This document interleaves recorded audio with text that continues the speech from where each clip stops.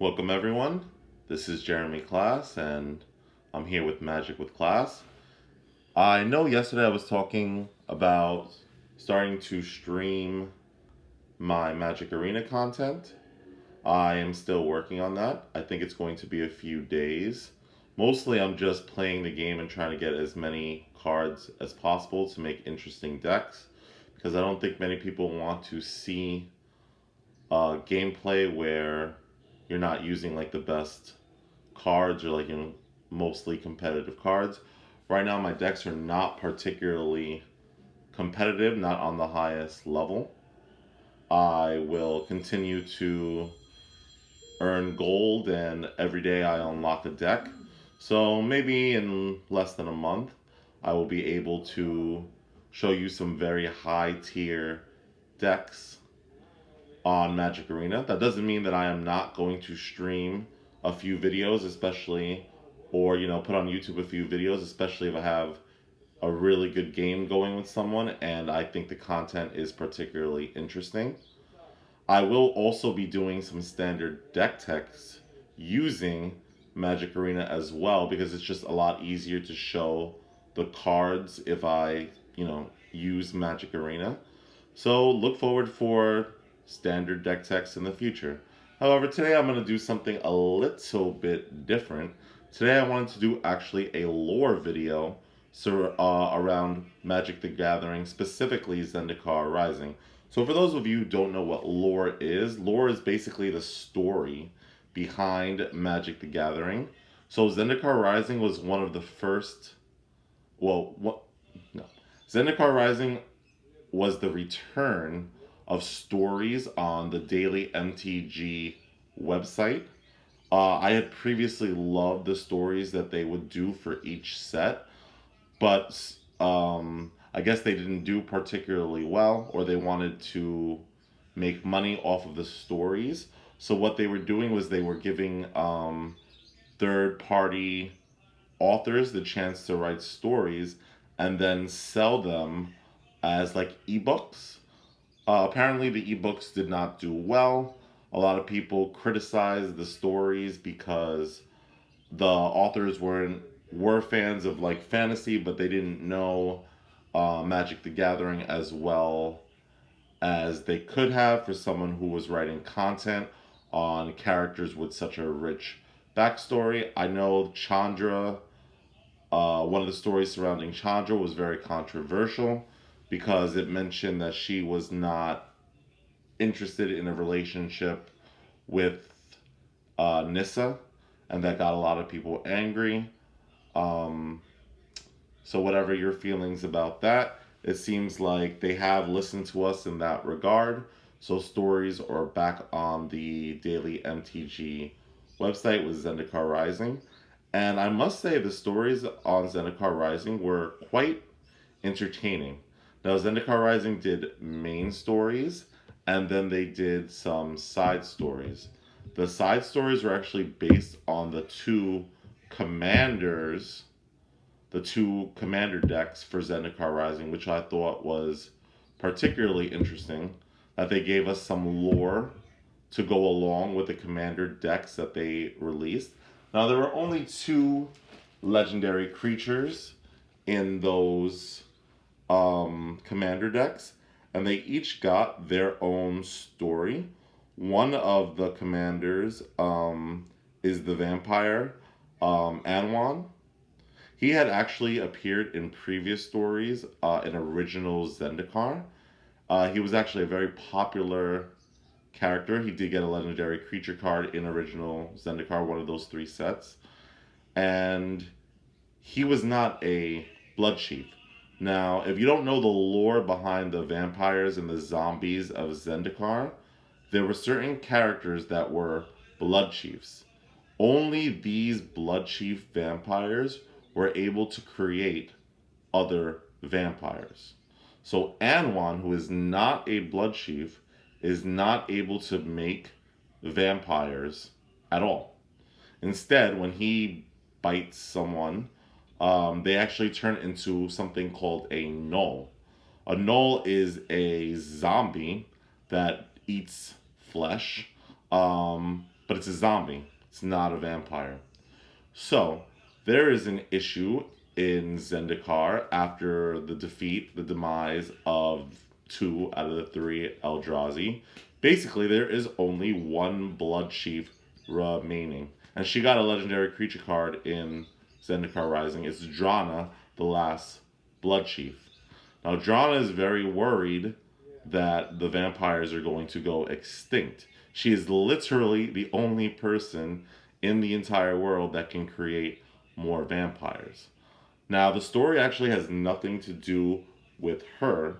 Instead, the story focuses on Anwan's quest to gain knowledge so that he can either become a blood chief himself or find out how to make more blood chiefs or find out how he can make more vampires so that his species does not go entirely extinct.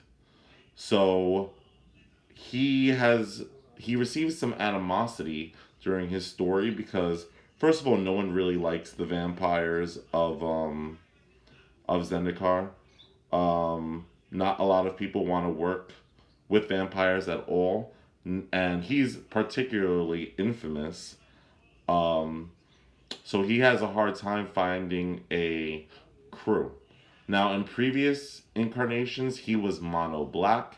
He was actually pretty selfish.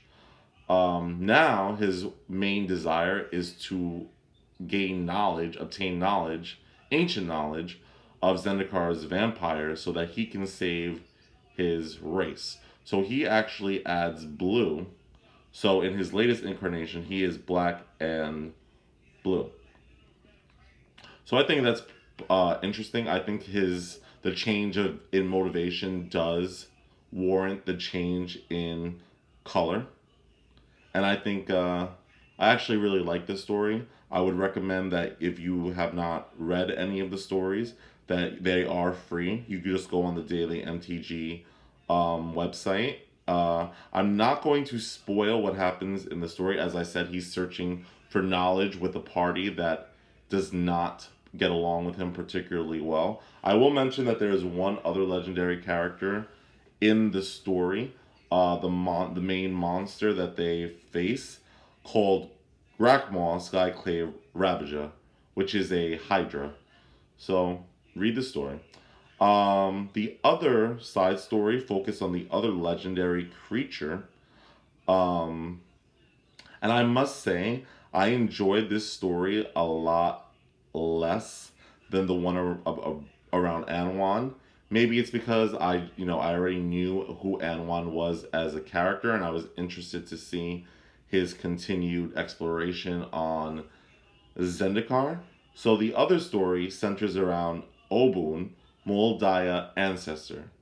So Obun is an elf that has lost connection to his ancestry and his heritage. He had been living among the core, which kind of opposed the elves because the core are more about civilization and building, buildings, I guess, while the elves focus on the natural world. So a lot of the elves also ostracize him because they think that he's fallen for the core's trickery and that he's been too influenced by outside Zendikari people. So anyway, he goes on a quest to reunite himself with his elf ancestry. So basically, the elves of Moldaya are able to communicate with their ancestors, but only if they have the bones or a part of the ancestor. So he goes on a quest to find I believe his mother, maybe both parents, to find their bones so that he can communicate with them. So again, I'm not going to completely spoil the story. The main villain of that story is actually I think I'm pronouncing this wrong, but it's a Sirak or a Sirakar. Some sort of monstrous creature that I know there was a few on Zendikar, and they have a few cards, but no legendary creatures. So those are the side stories. So the main story obviously revolves around the Planeswalkers, which they tend to do nowadays. The three Planeswalkers in the Zendikar storyline are Jace, Nissa, and Nahiri. So basically, Nissa and Nahiri start off as, I guess, allies. They're looking for an artifact that they both believe can save Zendikar. So they eventually find this artifact, and Nahiri claims it for her own.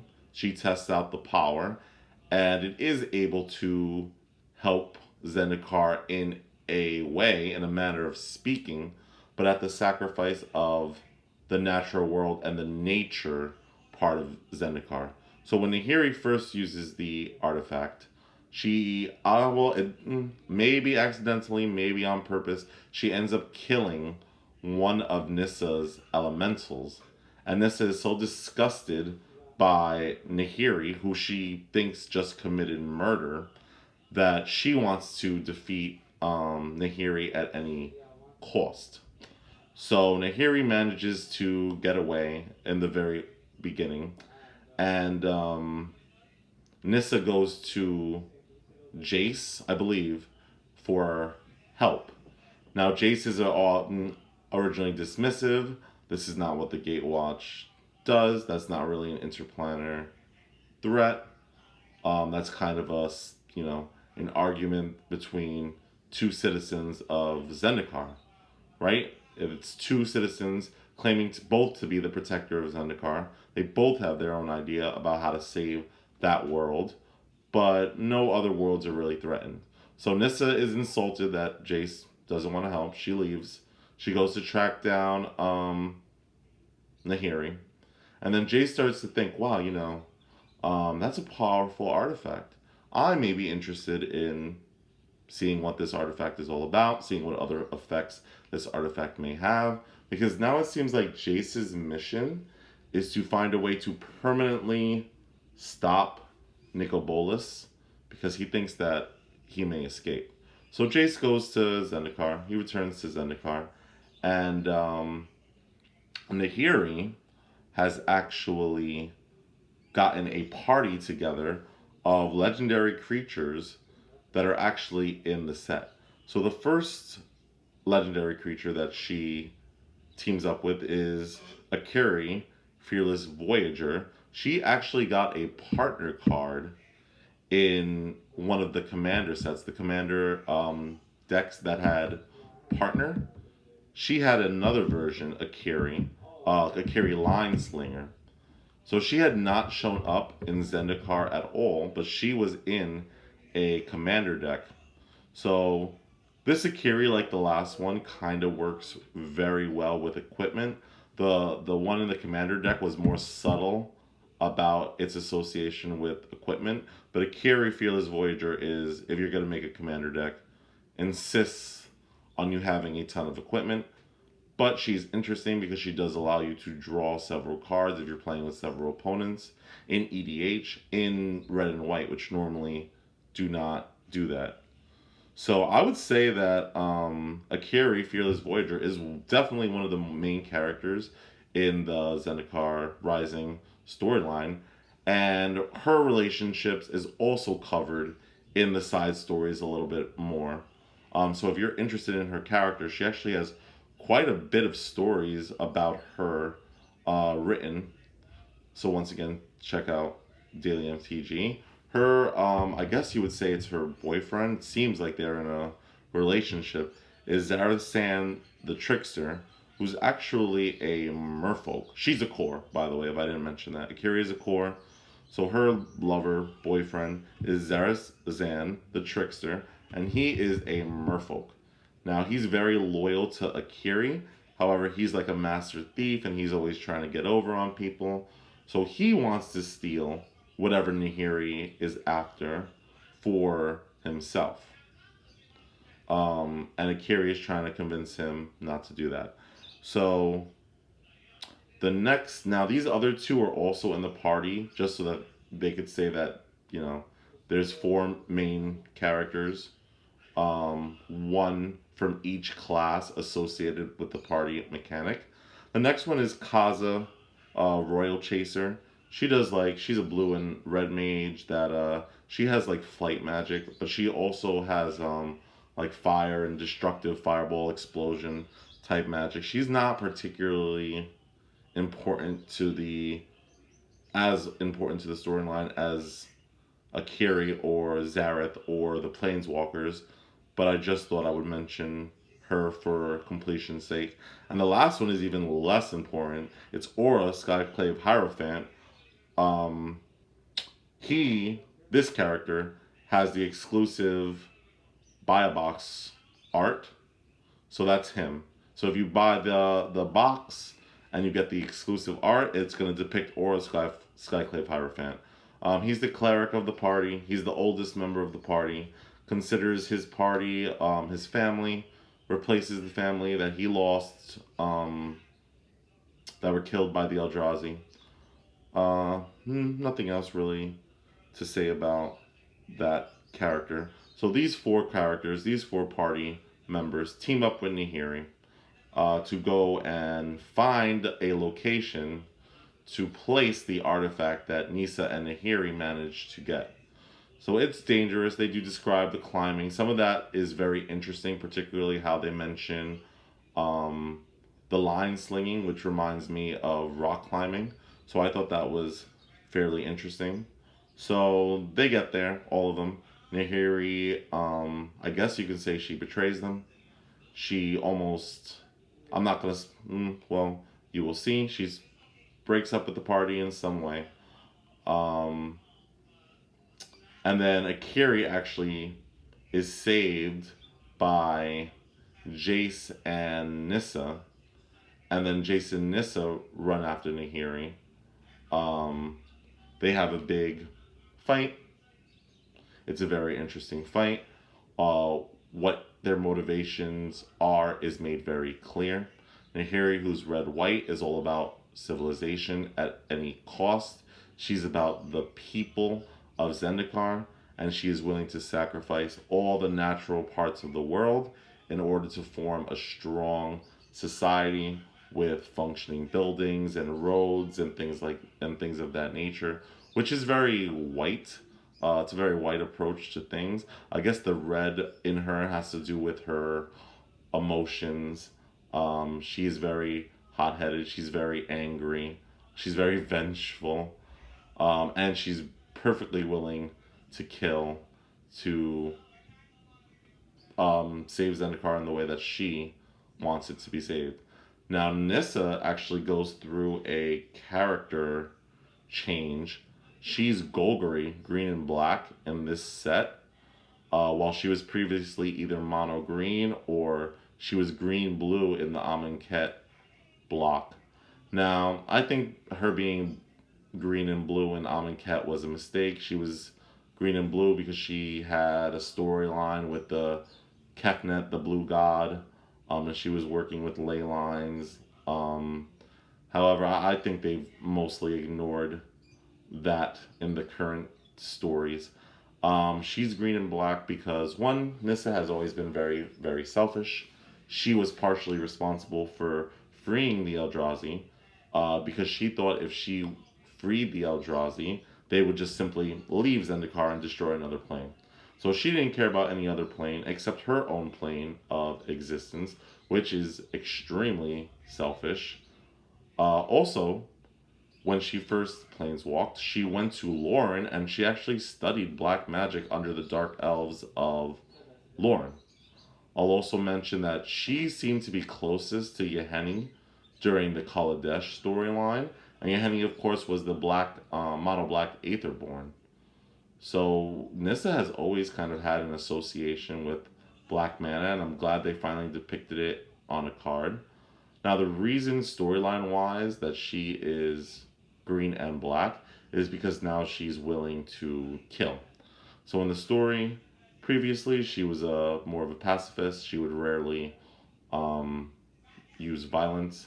In this storyline, she is very angry herself, and she is willing to do whatever it takes in order to save the natural world of Zendikar and saved her elementals and saved Ashaya, the soul of the world.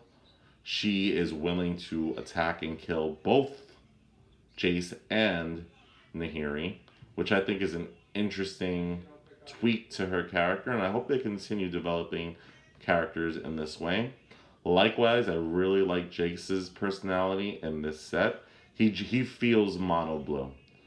His motivation is knowledge. He wants to know about the artifact. He wants to know about the secrets of Zendikar, and he's willing to help whoever is going to get him that information and get him the artifact so that he can study.